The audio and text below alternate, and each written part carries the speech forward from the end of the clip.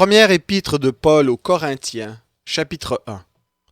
Paul, appelé à être apôtre du Christ Jésus, par la volonté de Dieu, et le frère Sosthène, à l'Église de Dieu qui est à Corinthe, à ceux qui ont été sanctifiés en Christ Jésus, appelés à être saints, et à tous ceux qui, en quelque lieu que ce soit, invoquent le nom de notre Seigneur Jésus-Christ, leur Seigneur et le nôtre. Que la grâce et la paix vous soient données de la part de Dieu notre Père et du Seigneur Jésus-Christ. Je rends continuellement grâce à Dieu à votre sujet, pour la grâce de Dieu qui vous a été accordée en Christ Jésus, de ce que vous avez été enrichis en lui, en toutes choses, en toute parole et en toute connaissance. Car le témoignage de Christ a été fermement établi en vous. Ainsi donc, il ne vous manque aucun don dans l'attente où vous êtes de la révélation de notre Seigneur Jésus-Christ. Il vous affermira aussi jusqu'à la fin, pour que vous soyez irréprochables au jour de notre Seigneur Jésus-Christ. Il est fidèle, lui qui vous a appelés à la communion de son Fils Jésus-Christ notre Seigneur. Je vous exhorte, frères, par le nom de notre Seigneur Jésus-Christ, tenez tous le même langage, qu'il n'y ait pas de division parmi vous, mais soyez en plein accord dans la même pensée et dans la même opinion. Car, mes frères, j'ai appris à votre sujet, par les gens de Chloé, qu'il y a des discordes parmi vous. J'entends par là que chacun de vous dit « Moi je suis de Paul, et moi d'Apollos, et moi de Céphas, et moi de Christ. » Christ est-il divisé? Est-ce que Paul a été crucifié pour vous? Ou bien est-ce au nom de Paul que vous avez été baptisés? Je rends grâce de n'avoir baptisé aucun de vous, excepté Crispus et Gaius. Ainsi personne ne peut dire que vous avez été baptisés en mon nom. J'ai encore baptisé la famille de Stéphanas. Du reste, je ne sais pas si j'ai baptisé quelqu'un d'autre. Car Christ ne m'a pas envoyé pour baptiser, mais pour annoncer l'Évangile, et cela sans la sagesse du langage, afin que la croix du Christ ne soit pas rendue vaine. Car la parole de la croix est folie pour ceux qui périssent, mais pour nous qui sommes sauvés, elle est puissance de Dieu. Aussi est-il écrit, « Je détruirai la sagesse des sages et j'anéantirai l'intelligence des intelligents. » Où est le sage? Où est le scribe? Où est le contestataire de ce siècle? Dieu n'a-t-il pas frappé de folie la sagesse du monde? Car puisque le monde, avec sa sagesse, n'a pas connu Dieu dans la sagesse de Dieu, il a plu à Dieu de sauver les croyants par la folie de la prédication. Les Juifs demandent des miracles, et les Grecs cherchent la sagesse. Nous prêchons Christ crucifié, scandale pour les Juifs et folie pour les païens. Mais pour ceux qui sont appelés, tant Juifs que Grecs, Christ, puissance de Dieu et sagesse de Dieu. Car la folie de Dieu est plus sage que les hommes, et la faiblesse de Dieu est plus forte que les hommes. Considérez, frères, comment vous avez été appelés. Il n'y a parmi vous ni beaucoup de sages selon la chair, ni beaucoup de puissants, ni beaucoup de nobles. Mais Dieu a choisi les choses folles du monde pour confondre les sages. Dieu a choisi les choses faibles du monde pour confondre les fortes. Dieu a choisi les choses viles du monde, celles qu'on méprise, celles qui ne sont pas, pour réduire à rien celles qui sont, afin que nulle chair ne se glorifie devant Dieu. Or, c'est par lui que vous êtes en Christ Jésus, qui, de par Dieu, a été fait pour nous sagesse et justice et sanctification et rédemption, afin, comme il est écrit, que celui qui se glorifie dans le Seigneur. Première épître de Paul aux Corinthiens, chapitre 2. Pour moi, frères, lorsque je suis allé chez vous, ce n'est pas avec une supériorité de langage ou de sagesse que je suis allé vous annoncer le témoignage de Dieu. Car je n'ai pas jugé bon de savoir autre chose parmi vous, sinon Jésus-Christ et Jésus-Christ crucifié. Moi-même, j'étais auprès de vous dans un état de faiblesse, de crainte et de grand tremblement. Ma parole et ma prédication ne reposaient pas sur les discours persuasifs de la sagesse, mais sur une démonstration d'esprit et de puissance, afin que votre foi ne soit pas fondée sur la sagesse des hommes, mais sur la puissance de Dieu. Cependant, c'est une sagesse que nous prêchons parmi les parfaits, sagesse qui n'est pas de ce siècle, ni des princes de ce siècle, qui vont être réduits à l'impuissance. Nous prêchons la sagesse de Dieu, mystérieuse et cachée, que Dieu avait prédestinée avant les siècles pour notre gloire. Aucun des princes de ce siècle ne l'a connue, car s'il l'avait connue, il n'aurait pas crucifié le Seigneur de gloire. Mais c'est comme il est écrit, ce que l'œil n'a pas vu, ce que l'oreille n'a pas entendu, et ce qui n'est pas monté au cœur de l'homme, tout ce que Dieu a préparé pour ceux qui l'aiment. À nous, Dieu nous l'a révélé par l'Esprit, car l'Esprit sonde tout, même les profondeurs de Dieu. Qui donc parmi les hommes sait ce qui concerne l'homme, si ce n'est l'Esprit de l'homme qui est en lui? De même, personne ne connaît ce qui concerne Dieu, si ce n'est l'Esprit de Dieu. Or nous n'avons pas reçu l'Esprit du monde, mais l'Esprit qui vient de Dieu, afin de savoir ce que Dieu nous a donné par grâce. Et nous en parlons non avec des discours qu'enseigne la sagesse humaine, mais avec ceux qu'enseigne l'Esprit, en expliquant les réalités spirituelles à des hommes spirituels. Mais l'homme naturel ne reçoit pas les choses de l'Esprit de Dieu, car elles sont une folie pour lui, et il ne peut les connaître, parce que c'est spirituellement qu'on en juge. L'homme spirituel, au contraire, juge de tout, et il n'est lui-même jugé par personne. En effet, qui a connu la pensée du Seigneur pour l'instruire? Or nous avons la pensée de Christ. Première épître de Paul aux Corinthiens, chapitre 3. Pour moi, frères, ce n'est pas comme à des hommes spirituels que j'ai pu vous parler, mais comme à des hommes charnels, comme à de petits enfants en Christ. Je vous ai donné du lait et non de la nourriture solide, car vous ne pouviez pas la supporter, et vous ne le pouvez pas même à présent, parce que vous êtes encore charnels.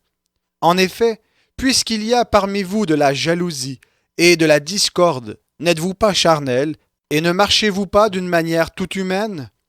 Quand l'un dit « Moi je suis de Paul » et un autre « Moi d'Apollos », n'êtes-vous pas des hommes? Qu'est-ce donc qu'Apollos et qu'est-ce que Paul? Des serviteurs par le moyen desquels vous avez cru, selon que le Seigneur l'a donné à chacun.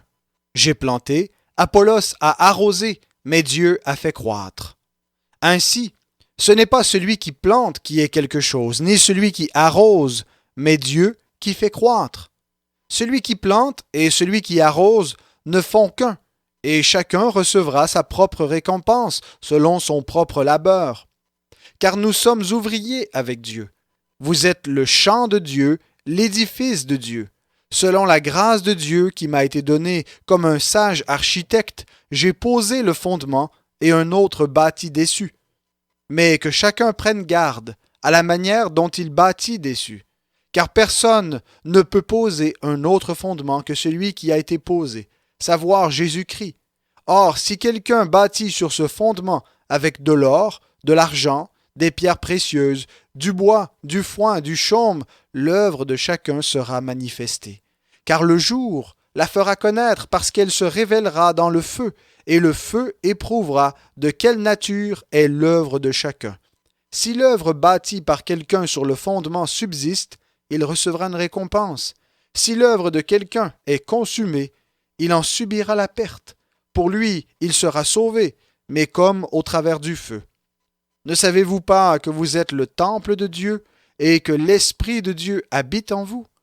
Si quelqu'un détruit le temple de Dieu, Dieu le détruira. Car le temple de Dieu est saint, et c'est ce que vous êtes. Que nul ne s'abuse lui-même. Si quelqu'un parmi vous pense être sage selon ce siècle, qu'il devienne fou, afin de devenir sage. Car la sagesse de ce monde est une folie devant Dieu. Aussi est-il écrit, il prend les sages dans leur fourberie. Et encore, le Seigneur connaît les raisonnements des sages, il sait qu'ils sont vains. Que personne donc ne mette sa gloire dans les hommes, car tout est à vous, soit Paul, soit Apollos, soit Céphas, soit le monde, soit la vie, soit la mort, soit les choses présentes, soit les choses à venir, tout est à vous, et vous êtes à Christ, et Christ est à Dieu. Première épître de Paul aux Corinthiens, chapitre 4. Ainsi, qu'on nous regarde comme des serviteurs de Christ et des administrateurs des mystères de Dieu. Du reste, ce qu'on demande des administrateurs, c'est que chacun soit trouvé fidèle. Pour moi, il m'importe fort peu d'être jugé par vous ou par une juridiction humaine. Je ne me juge pas non plus moi-même, car je n'ai rien sur la conscience. Mais ce n'est pas pour cela que je suis justifié. Celui qui me juge, c'est le Seigneur. C'est pourquoi, ne jugez de rien avant le temps, avant la venue du Seigneur, qui mettra en lumière ce qui est caché dans les ténèbres, et qui manifestera les desseins des cœurs. Alors la louange de chacun viendra de la part de Dieu. Frères, j'ai usé de ces images à propos d'Apollos et de moi, à cause de vous. Vous apprendrez ainsi en nos personnes à ne pas aller au-delà de ce qui est écrit. Et nul de vous ne s'enorgueillira en prenant parti pour l'un contre l'autre. Car qui est-ce qui te distingue? Qu'as-tu que tu n'aies reçu? Et si tu l'as reçu, pourquoi te glorifies-tu comme si tu ne l'avais pas reçu? Déjà vous êtes rassasiés, déjà vous êtes riches. Sans nous, vous avez commencé à régner. Et puissiez-vous régner en effet, afin que nous aussi nous régnions avec vous. Car Dieu, ce me semble, a fait de nous apôtres les derniers des hommes, des condamnés à mort en quelque sorte, puisque nous avons été en spectacle au monde, aux anges et aux hommes. Nous sommes fous à cause de Christ, mais vous, vous êtes sages en Christ. Nous sommes faibles, mais vous êtes forts. Vous êtes glorieux, et nous sommes déshonorés. Jusqu'à cette heure, nous sommes exposés à la faim, à la soif, au dénuement, au coup, à une vie errante. Nous nous fatiguons à travailler de nos propres mains. Insultés, nous bénissons. Persécutés, nous supportons. Calomniés, nous consolons. Nous sommes devenus les balayures du monde, le rebut de tous jusqu'à maintenant. Ce n'est pas pour vous faire honte que j'écris cela, mais je vous avertis comme mes enfants bien-aimés. En effet, quand vous auriez 10 000 précepteurs en Christ, vous n'avez cependant pas plusieurs pères, puisque c'est moi qui vous ai engendré en Christ Jésus par l'Évangile. Je vous exhorte donc, soyez mes imitateurs. À cet effet, je vous ai envoyé Timothée, qui est mon enfant bien-aimé et fidèle dans le Seigneur. Il vous rappellera mes voies en Christ, telles que je les enseigne partout dans toutes les églises.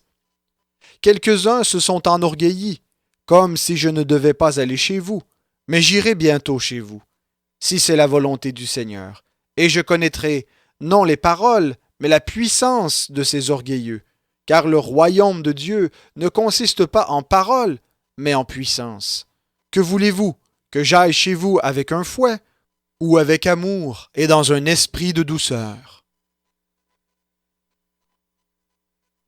Première épître de Paul aux Corinthiens, chapitre 5.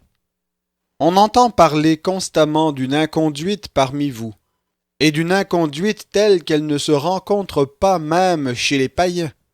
C'est au point que l'un de vous a la femme de son père, et vous êtes enflés d'orgueil, et vous n'avez pas plutôt pris le deuil afin que celui qui a commis cet acte soit ôté du milieu de vous.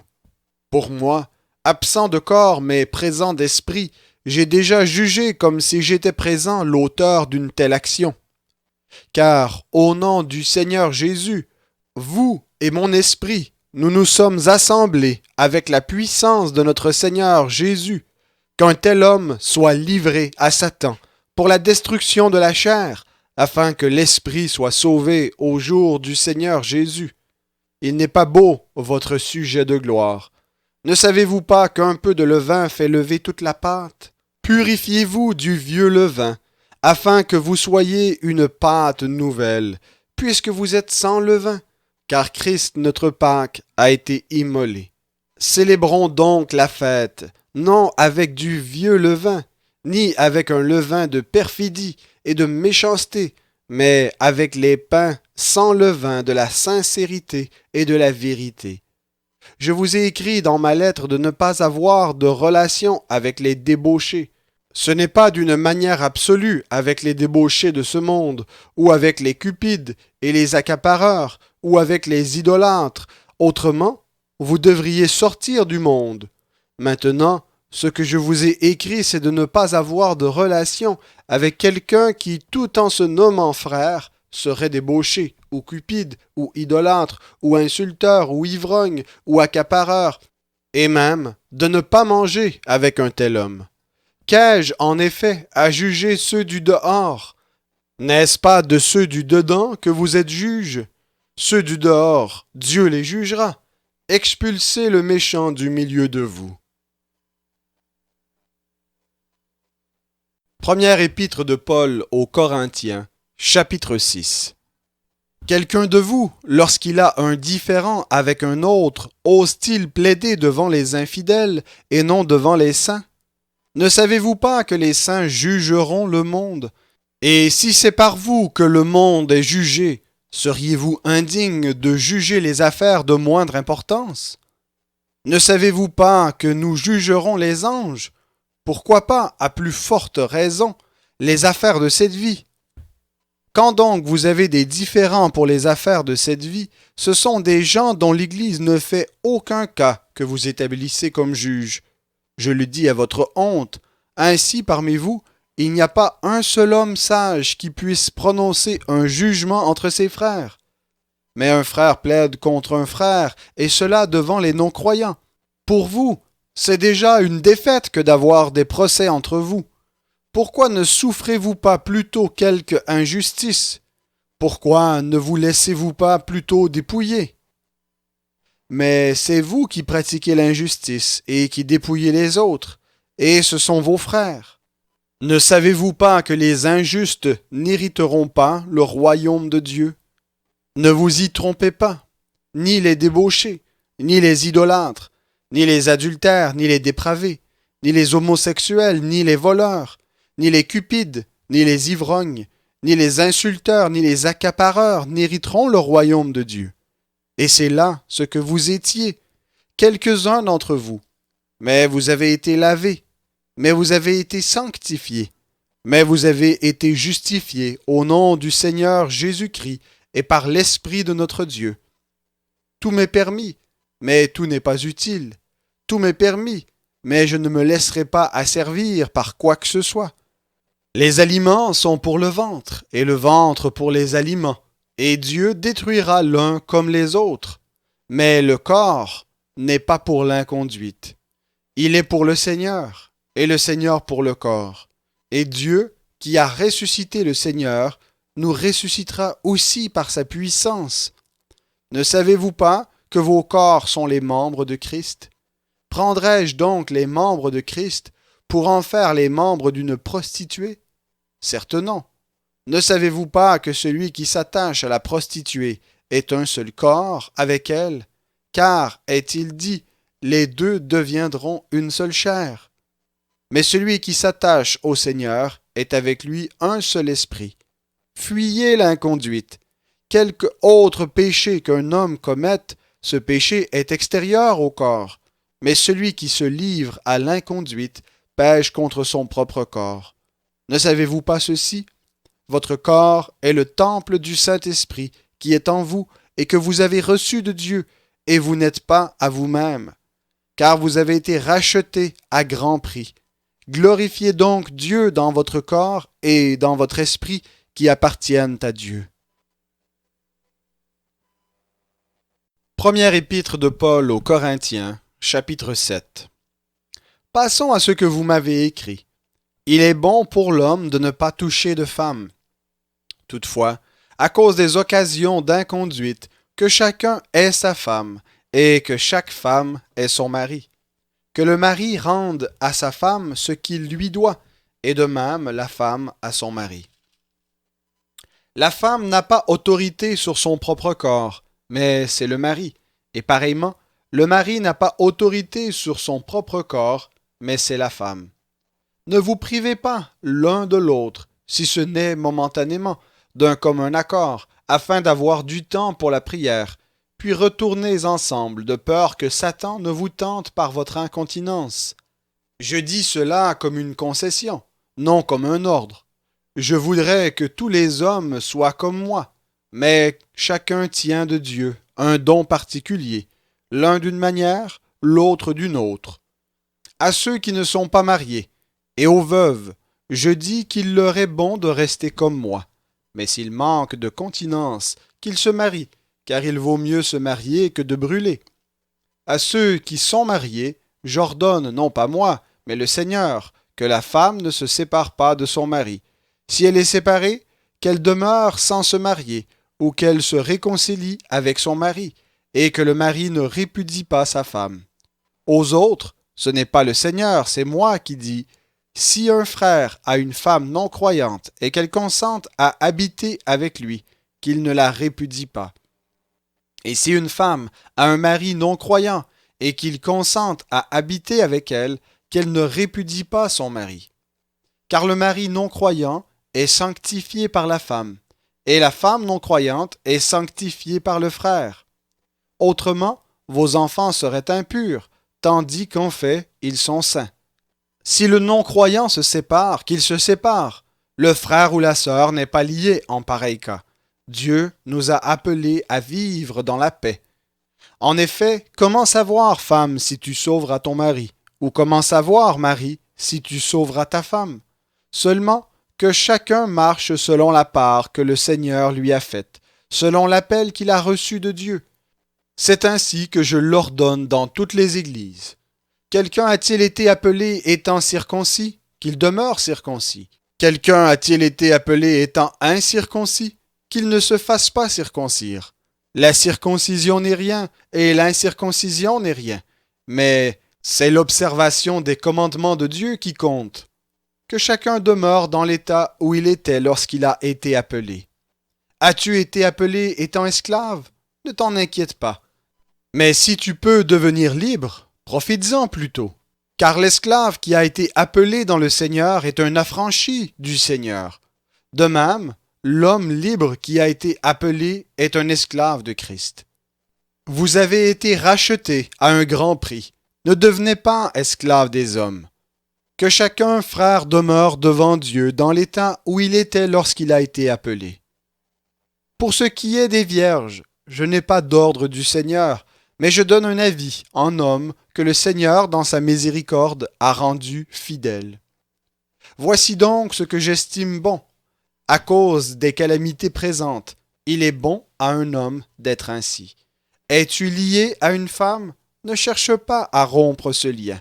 N'es-tu pas lié à une femme? Ne cherche pas de femme. Dans le cas où tu te marierais, tu ne pécherais pas. Et dans le cas où la Vierge se marierait, elle ne pécherait pas. Mais ces personnes auront des afflictions dans la chair. Or moi, j'use de ménagement à votre égard. Voici ce que je dis, frères. Le temps est court. Désormais, que ceux qui ont une femme soient comme s'ils n'en avaient pas. Ceux qui pleurent, comme s'ils ne pleuraient pas. Ceux qui se réjouissent, comme s'ils ne se réjouissaient pas. Ceux qui achètent, comme s'ils ne possédaient pas. Et ceux qui usent du monde, comme s'ils n'en usaient réellement pas, car la figure de ce monde passe. Or, je voudrais que vous soyez sans inquiétude. Celui qui n'est pas marié s'inquiète des choses du Seigneur, des moyens de plaire au Seigneur. Celui qui est marié s'inquiète des choses du monde, des moyens de plaire à sa femme, et il est partagé. De même, la femme sans mari, comme la Vierge, se soucie des choses du Seigneur, afin d'être sainte, de corps et d'esprit. Et celle qui est mariée s'inquiète des choses du monde, des moyens de plaire à son mari. Je dis cela dans votre intérêt.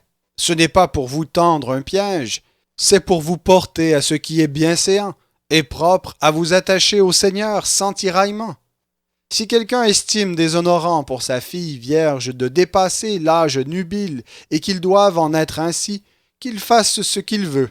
Il ne pêche pas, qu'on se marie. Mais celui qui tient ferme en lui-même, sans contrainte et avec l'exercice de sa propre volonté, et qui a décidé en son cœur de garder sa fille vierge, celui-là fait bien. Ainsi, celui qui donne sa fille vierge en mariage fait bien, celui qui ne la donne pas fait mieux. Une femme est liée aussi longtemps que son mari est vivant. Mais si le mari est décédé, elle est libre de se marier à qui elle veut, seulement que ce soit dans le Seigneur. Néanmoins, elle sera plus heureuse, à mon avis, si elle demeure comme elle est. Or, moi aussi, je pense avoir l'Esprit de Dieu.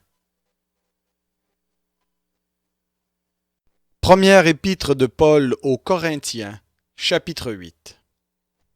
Pour ce qui concerne les viandes sacrifiées aux idoles, nous savons que tous nous avons de la connaissance. La connaissance enorgueillit, mais l'amour édifie. Si quelqu'un pense connaître quelque chose, il n'a pas encore connu comme il faut connaître. Mais si quelqu'un aime Dieu, celui-là est connu de lui.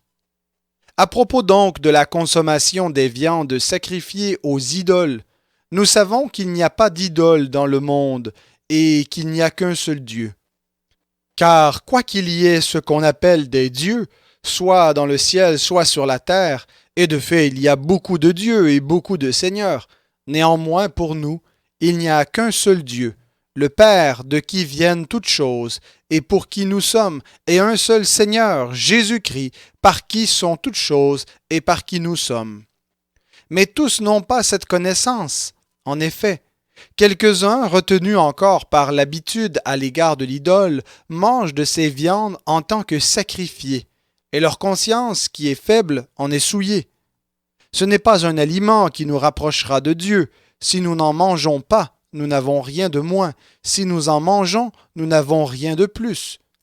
Prenez garde toutefois que votre droit ne devienne une pierre d'achoppement pour les faibles.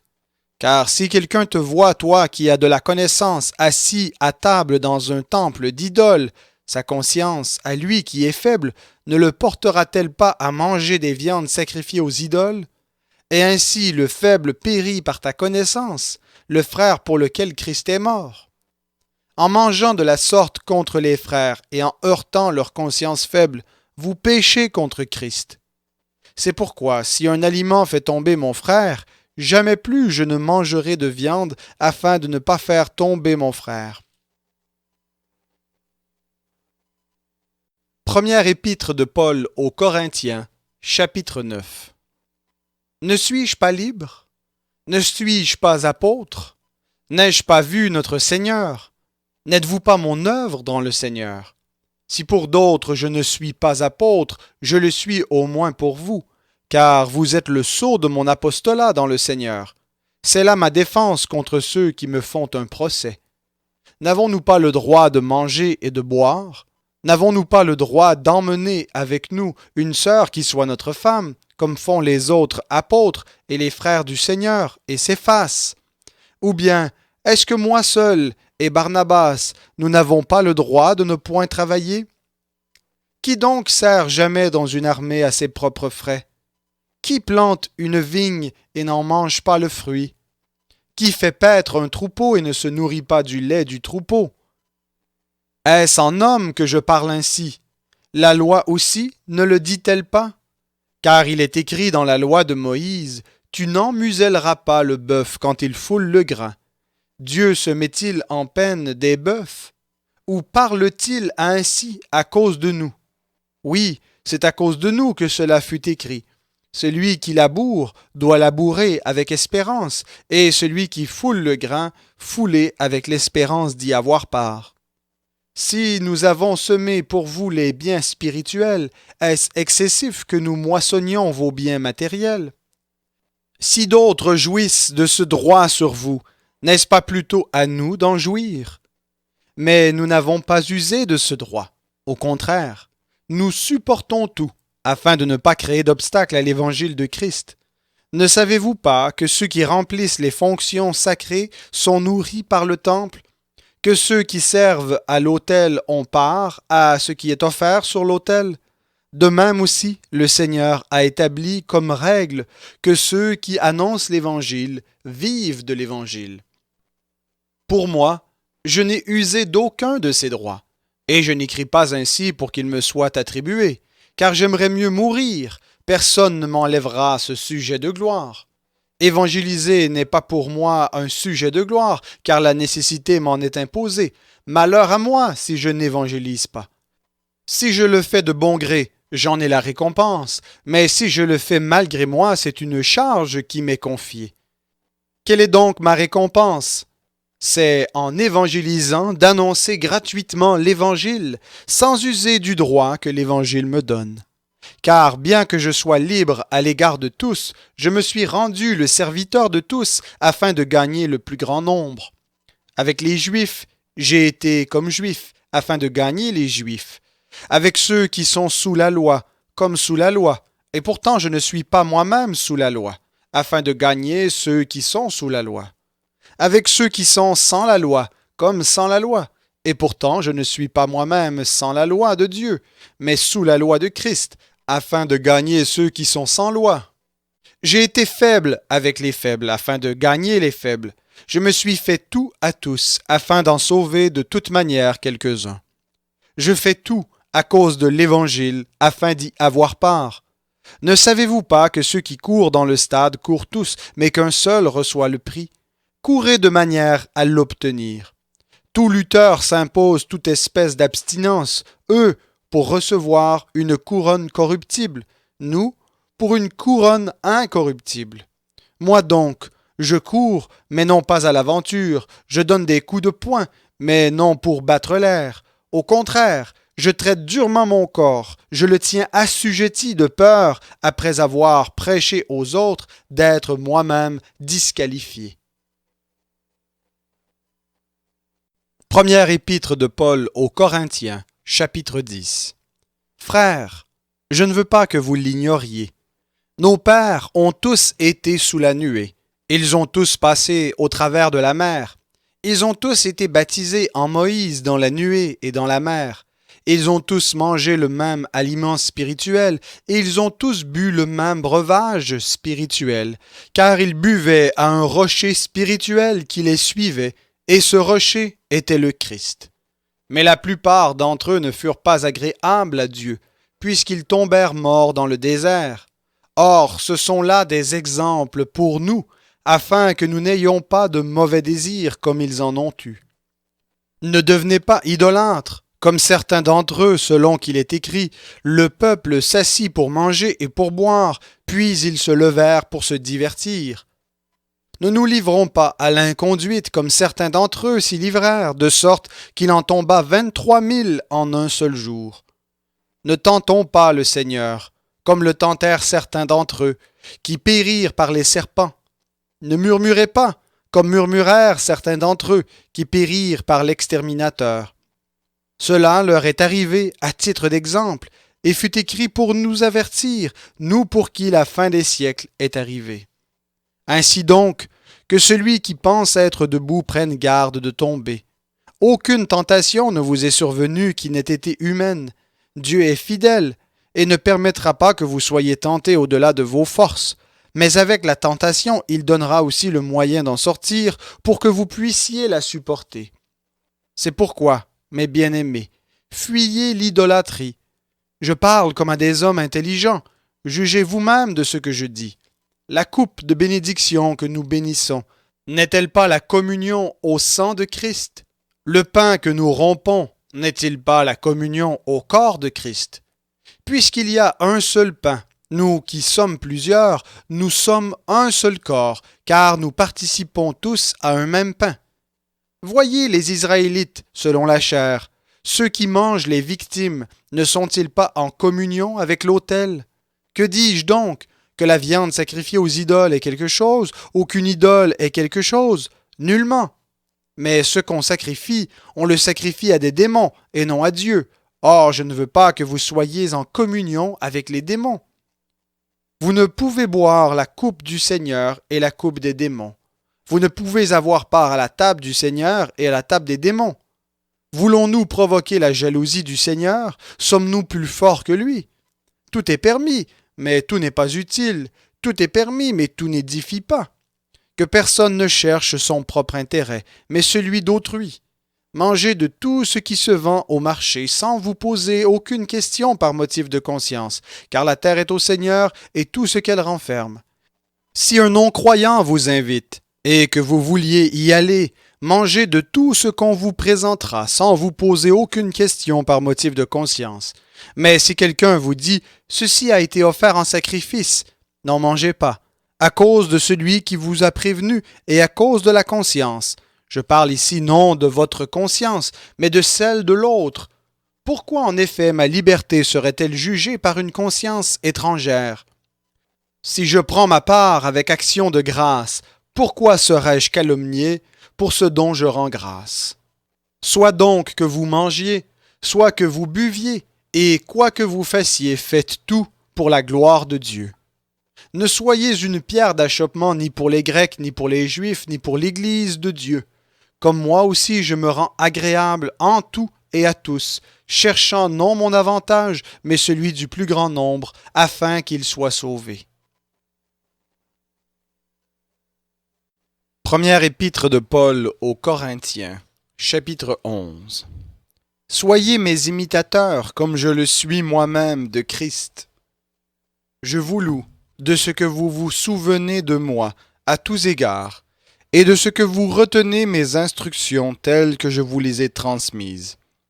Je veux cependant que vous le sachiez. Christ est le chef de tout homme, l'homme est le chef de la femme, et Dieu est le chef de Christ.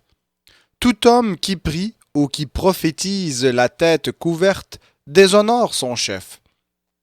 Toute femme, au contraire, qui prie ou prophétise la tête non voilée, déshonore son chef.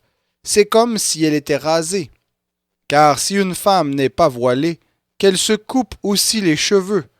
Or, s'il est honteux pour une femme d'avoir les cheveux coupés ou d'être rasée, qu'elle se voile. L'homme ne doit pas se voiler la tête, puisqu'il est l'image et la gloire de Dieu, tandis que la femme est la gloire de l'homme. En effet, l'homme n'a pas été tiré de la femme, mais la femme a été tirée de l'homme. Et l'homme n'a pas été créé à cause de la femme, mais la femme à cause de l'homme. C'est pourquoi la femme, à cause des anges, doit avoir sur la tête une marque de l'autorité dont elle dépend. Toutefois, dans le Seigneur, la femme n'est pas sans l'homme, ni l'homme sans la femme. Car de même que la femme a été tirée de l'homme, de même l'homme naît par la femme, et tout vient de Dieu. Jugez-en vous-même. Est-il convenable qu'une femme prie Dieu sans être voilée? La nature elle-même ne vous enseigne-t-elle pas que c'est une honte pour l'homme de porter de longs cheveux, mais que c'est une gloire pour la femme d'en porter? En effet, la chevelure lui a été donnée en guise de voile.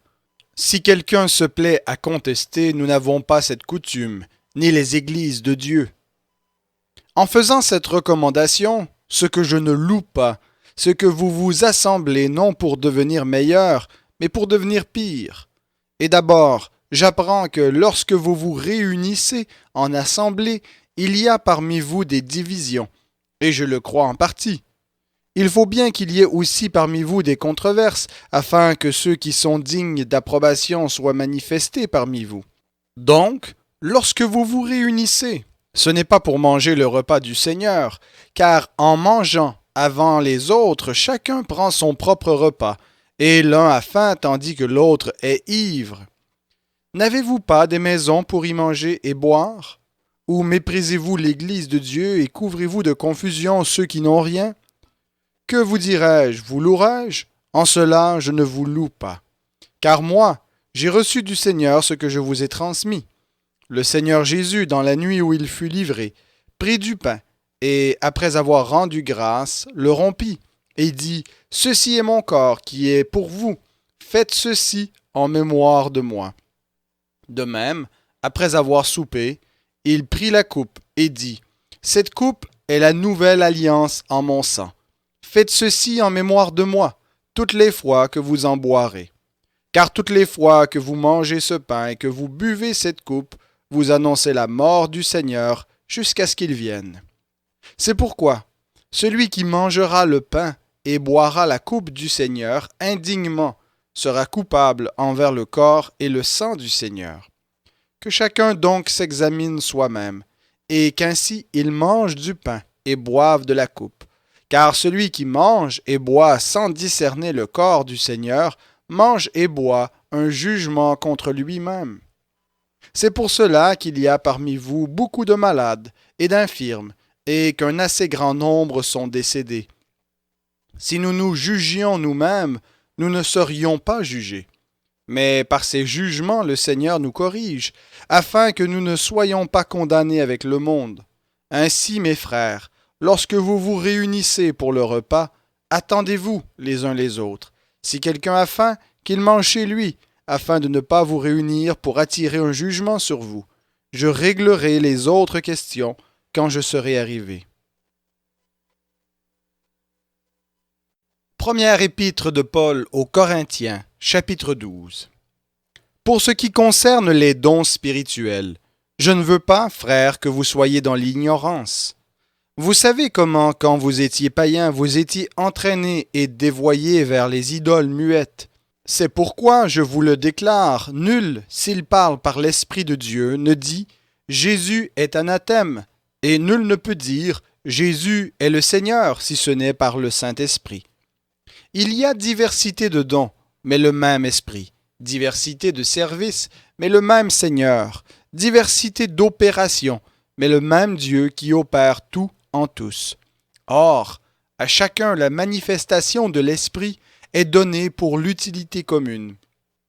En effet, à l'un est donnée par l'Esprit une parole de sagesse, à un autre une parole de connaissance selon le même Esprit, à un autre la foi, par le même Esprit, à un autre des dons de guérison par le même Esprit, à un autre le don d'opérer des miracles, à un autre la prophétie, à un autre le discernement des esprits, à un autre diverses sortes de langues, à un autre l'interprétation des langues. Un seul et même Esprit opère toutes ces choses, les distribuant à chacun en particulier comme il veut. En effet, comme le corps est un, tout en ayant plusieurs membres, et comme tous les membres du corps, malgré leur nombre, ne sont qu'un seul corps, ainsi en est-il du Christ. Car c'est dans un seul esprit que nous tous, pour être un seul corps, nous avons été baptisés, soit juifs, soit grecs, soit esclaves, soit libres, et nous avons tous été abreuvés d'un seul esprit. Ainsi le corps n'est pas formé d'un seul membre, mais de plusieurs. Si le pied disait « Parce que je ne suis pas une main, je ne suis pas du corps », il n'en est pas moins du corps pour autant. Et si l'oreille disait « Parce que je ne suis pas un œil, je ne suis pas du corps », elle n'en est pas moins du corps pour autant. Si tout le corps était œil, où serait l'ouïe? S'il était tout ouïe, où serait l'odorat?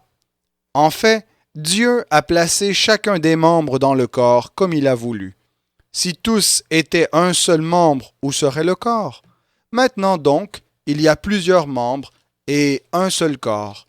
L'œil ne peut pas dire à la main « Je n'ai pas besoin de toi », ni la tête dire aux pieds « Je n'ai pas besoin de vous », mais bien plutôt, les membres du corps qui paraissent être les plus faibles sont nécessaires, et ceux que nous estimons être les moins honorables du corps, nous les entourons d'un plus grand honneur. Ainsi nos membres les moins décents sont traités avec plus de décence, tandis que ceux qui sont décents n'en ont pas besoin. Dieu a disposé le corps de manière à donner plus d'honneur à ce qui en manquait, afin qu'il n'y ait pas de division dans le corps, mais que les membres aient également soin les uns des autres. Et si un membre souffre, tous les membres souffrent avec lui. Si un membre est honoré, tous les membres se réjouissent avec lui. Vous êtes le corps de Christ, et vous êtes ses membres, chacun pour sa part.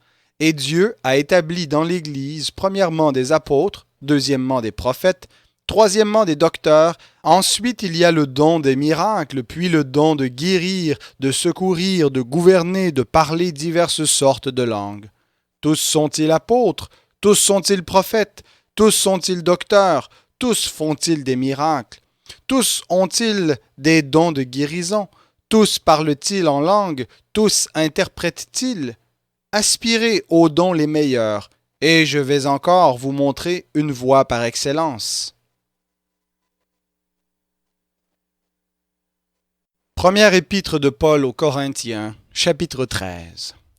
Quand je parlerai les langues des hommes et des anges, si je n'ai pas l'amour, je suis du bronze qui résonne ou une cymbale qui retentit. Et quand j'aurai le don de prophétie, la science de tous les mystères et toute la connaissance, quand j'aurai même toute la foi jusqu'à transporter des montagnes, si je n'ai pas l'amour, je ne suis rien. Et quand je distribuerai tous mes biens pour la nourriture des pauvres, quand je livrerai même mon corps pour être brûlé, si je n'ai pas l'amour, cela ne me sert de rien. L'amour est patient, l'amour est serviable, il n'est pas envieux, l'amour ne se vante pas, il ne s'enfle pas d'orgueil, il ne fait rien de malhonnête, il ne cherche pas son intérêt, il ne s'irrite pas, il ne médite pas le mal, il ne se réjouit pas de l'injustice, mais il se réjouit de la vérité. Il pardonne tout, il croit tout, il espère tout, il supporte tout. L'amour ne succombe jamais. Que ce soit les prophéties, elles seront abolies, les langues, elles cesseront, la connaissance, elle sera abolie. Car c'est partiellement que nous connaissons, c'est partiellement que nous prophétisons, mais quand ce qui est parfait sera venu, ce qui est partiel sera aboli. Lorsque j'étais enfant, je parlais comme un enfant, je pensais comme un enfant, je raisonnais comme un enfant. Lorsque je suis devenu homme, j'ai aboli ce qui était de l'enfant. Aujourd'hui, nous voyons au moyen d'un miroir, d'une manière confuse, mais alors nous verrons face à face. Aujourd'hui, je connais partiellement, mais alors je connaîtrai comme j'ai été connu. Maintenant donc, ces trois choses demeurent, la foi, l'espérance, l'amour. Mais la plus grande, c'est l'amour.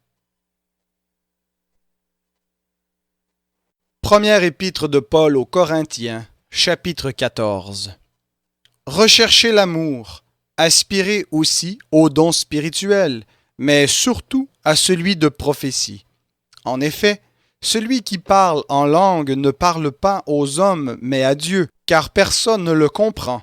Et c'est en esprit qu'il dit des mystères. Celui qui prophétise, au contraire, parle aux hommes, les édifie, les exhorte, les console. Celui qui parle en langue s'édifie lui-même. Celui qui prophétise édifie l'Église. Je veux que vous parliez tous en langue, mais je veux encore plus que vous prophétisiez.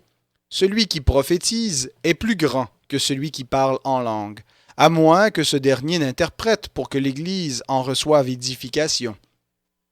Et maintenant, frères, de quelle utilité vous serais-je si je venais à vous en parlant en langue au lieu de vous apporter une parole de révélation, de connaissance, de prophétie ou d'enseignement? Si des objets inanimés qui rendent un son, comme la flûte ou la harpe, ne rendent pas des sons distincts, comment reconnaîtra-t-on ce que joue la flûte ou la harpe? Et si la trompette rend un son incertain, qui se préparera au combat? De même, vous, si par la langue vous ne donnez pas une parole significative, comment saura-t-on ce que vous dites, car vous parlerez en l'air? Quelque nombreuses que soient dans le monde les diverses sortes de langages, aucun n'est inarticulé. Si donc je ne connais pas le sens d'un langage, je serai un barbare pour celui qui le parle, et celui qui le parle sera un barbare pour moi. De même, vous, puisque vous aspirez aux dons spirituels, que ce soit pour l'édification de l'Église, que vous cherchiez à les avoir en abondance. C'est pourquoi que celui qui parle en langue prie afin de pouvoir interpréter. Car si je prie en langue, mon esprit est en prière, mais mon intelligence demeure stérile. Que faire donc?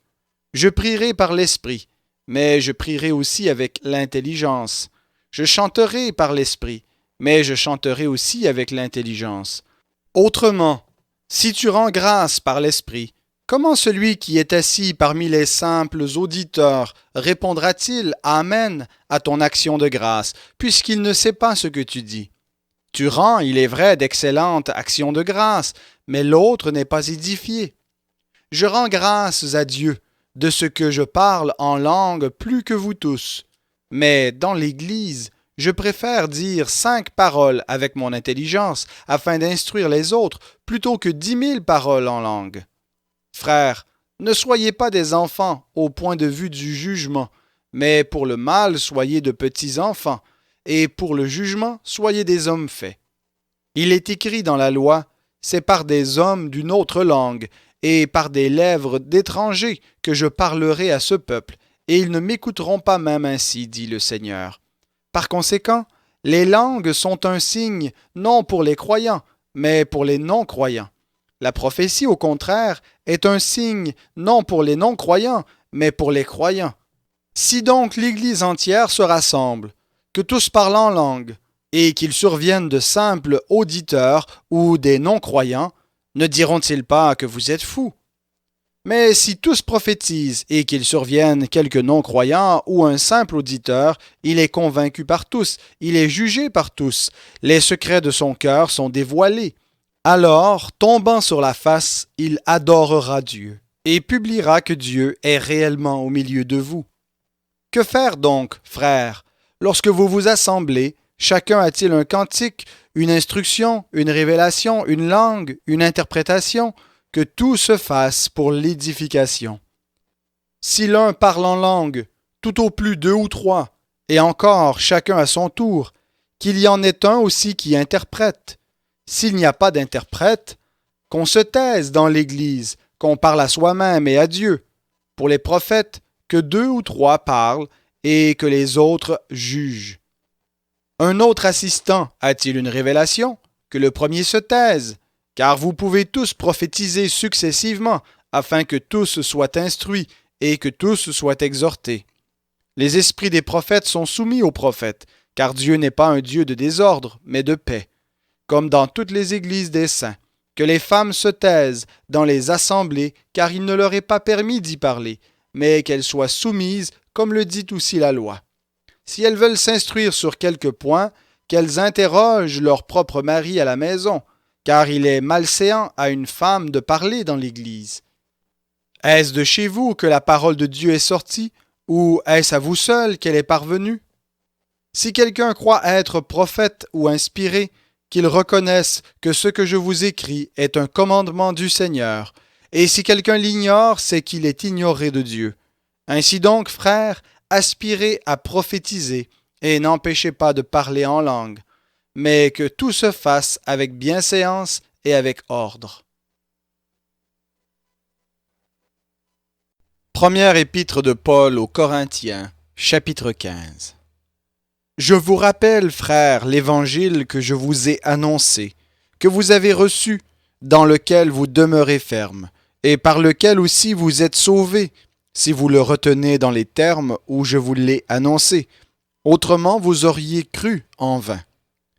Je vous ai transmis avant tout ce que j'avais aussi reçu. Christ est mort pour nos péchés, selon les Écritures. Il a été enseveli, il est ressuscité le 3e jour, selon les Écritures. Et il a été vu par Céphas, puis par les 12. Ensuite, il a été vu par plus de 500 frères à la fois, dont la plupart sont encore vivants, et dont quelques-uns sont décédés. Ensuite, il a été vu par Jacques, puis par tous les apôtres. Après eux tous, il s'est fait voir à moi, comme à l'avorton, car je suis, moi, le moindre des apôtres. Je ne mérite pas d'être appelé apôtre, parce que j'ai persécuté l'Église de Dieu. Par la grâce de Dieu, je suis ce que je suis, et sa grâce envers moi n'a pas été vaine. Loin de là. J'ai travaillé plus qu'eux tous, non pas moi toutefois, mais la grâce de Dieu qui est avec moi. Ainsi donc, que ce soit moi, que ce soit eux, voilà ce que nous prêchons, et c'est ce que vous avez cru. Or, si l'on prêche que Christ est ressuscité d'entre les morts, comment quelques-uns parmi vous disent-ils qu'il n'y a pas de résurrection des morts? S'il n'y a pas de résurrection des morts, Christ non plus n'est pas ressuscité. Et si Christ n'est pas ressuscité, alors notre prédication est vaine, et votre foi aussi est vaine. Il se trouve même que nous sommes de faux témoins à l'égard de Dieu, puisque nous avons témoigné contre Dieu qu'il a ressuscité le Christ, tandis qu'il ne l'aurait pas ressuscité, si les morts ne ressuscitent pas. Car si les morts ne ressuscitent pas, Christ non plus n'est pas ressuscité.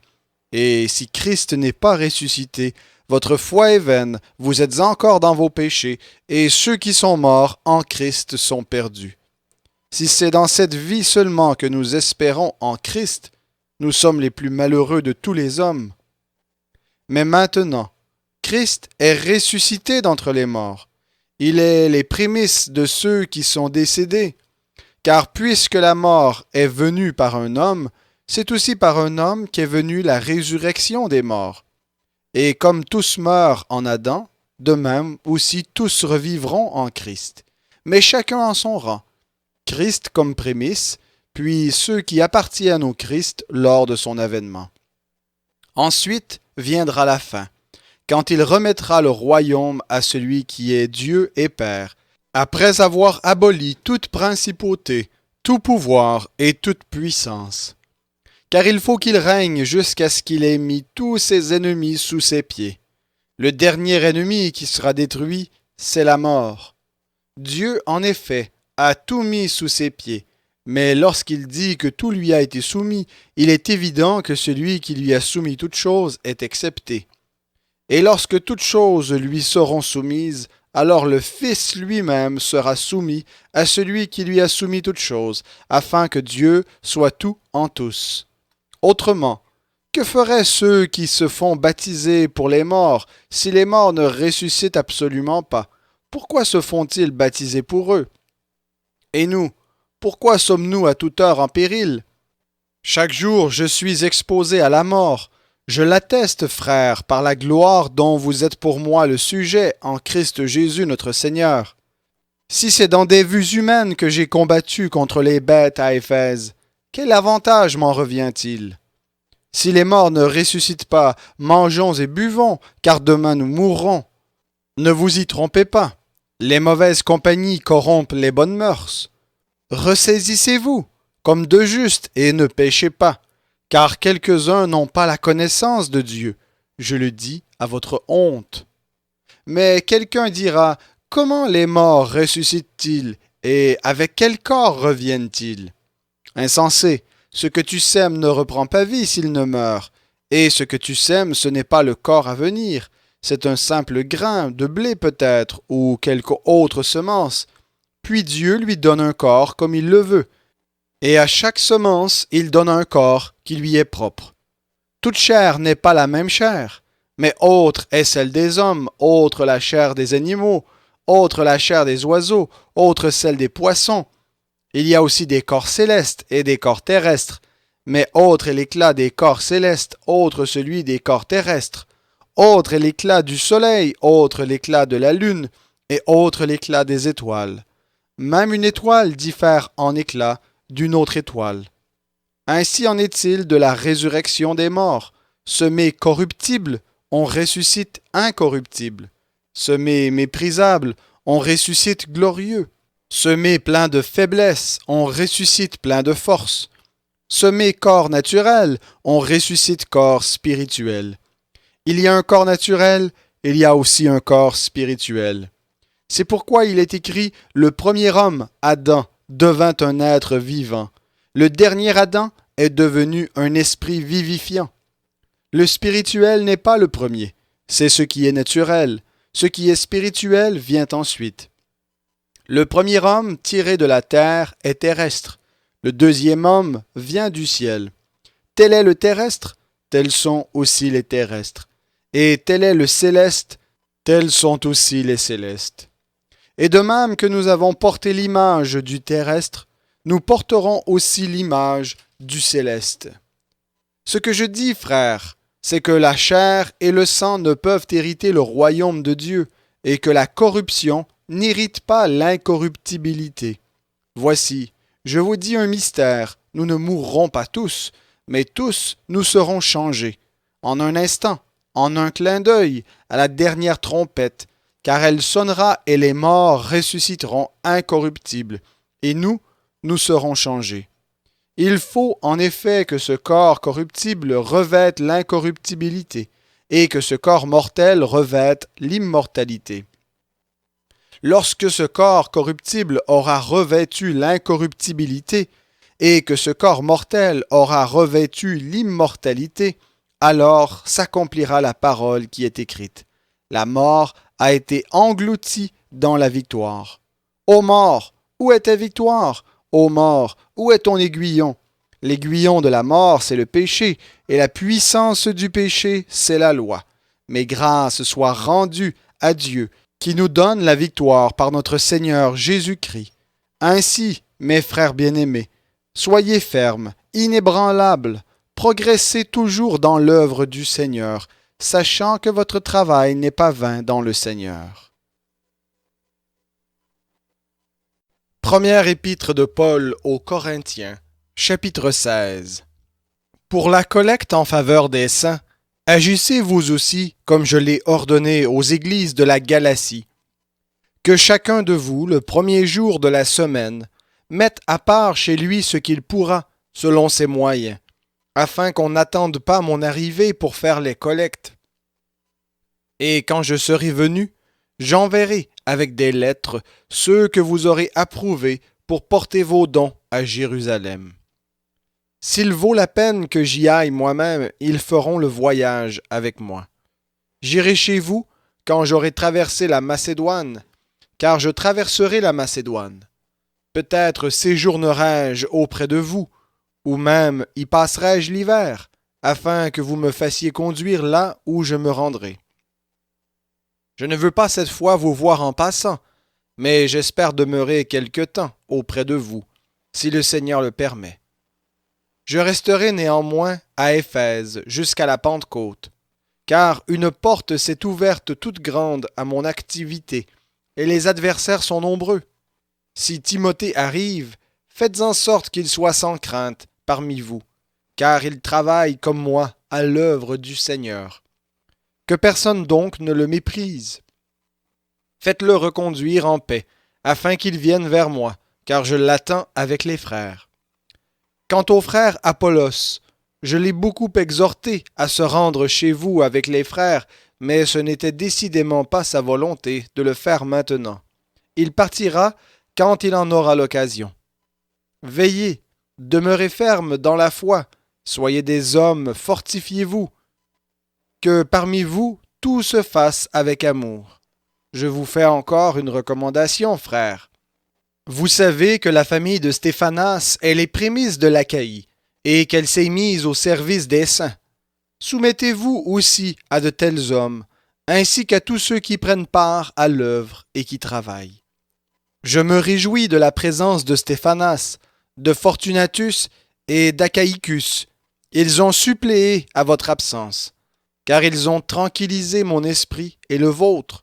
Sachez donc apprécier de tels hommes. Les églises d'Asie vous saluent. Aquilas et Priscille avec l'église qui est dans leur maison vous saluent bien dans le Seigneur. Tous les frères vous saluent. Saluez-vous les uns les autres par un saint baiser. La salutation est de ma main à moi, Paul. Si quelqu'un n'aime pas le Seigneur, qu'il soit anathème. Maranatha, que la grâce du Seigneur Jésus soit avec vous. Mon amour est avec vous tous en Christ Jésus.